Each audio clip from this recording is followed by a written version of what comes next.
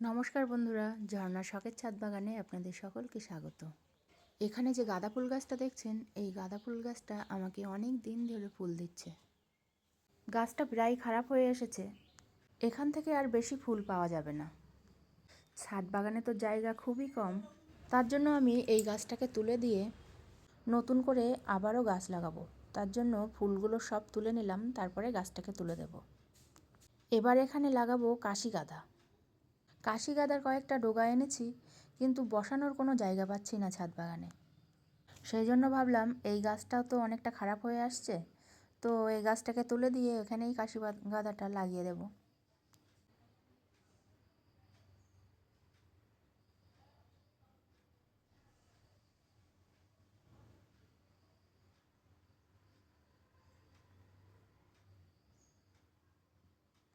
এর ভেতরে আমি দুটো ড্রাগন গাছও লাগিয়ে দিয়েছিলাম, গাছ দুটো বেঁচে গেছে।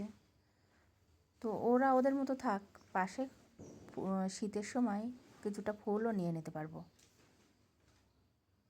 এই দেখুন, মাটিটা অনেকটা কমে গেছে, তো এখানে আর কিছুটা আমি মাটি দিয়ে নিলাম।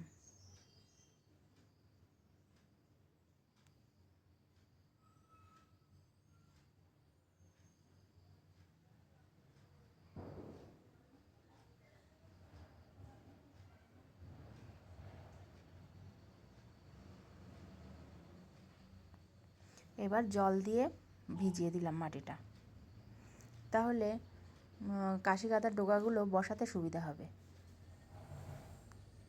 এই দেখুন, এই ডোগাগুলো বসাবো। তো এখান থেকে আমি বড় বড় পাতাগুলো কেটে নিচ্ছি।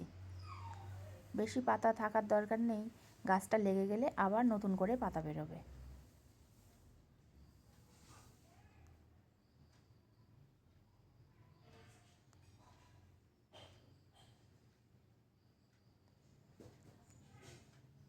এখানে আমি 4টে গাছ দেব।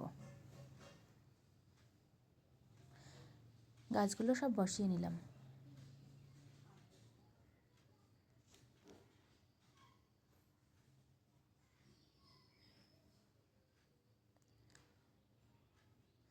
আমার এই ভিডিওটা আপনাদের কেমন লাগলো কমেন্টে জানাবেন। যারা এই ভিডিওটা শেষ পর্যন্ত দেখলেন তাদেরকে অসংখ্য ধন্যবাদ। আর যারা আমার নতুন বন্ধু আছেন, তাদের যদি ভিডিওটা ভালো লাগে তাহলে লাইক, কমেন্ট, শেয়ার, সাবস্ক্রাইব করে আমার পাশে থাকবেন। এই দেখুন, এগুলো ফেলবো না, এগুলো কিন্তু আমার গাছের সার হিসাবে কাজে লাগবে। তো এগুলোকে জড়ো করে আমি একটা বস্তার মধ্যে রেখে দেবো। ছাদ বাগানের কোনো কিছুই কিন্তু ফেলার নয়, এই গাছগুলো রেখে দিলে সার হবে, আবার এদিকে মাটিও বাড়বে।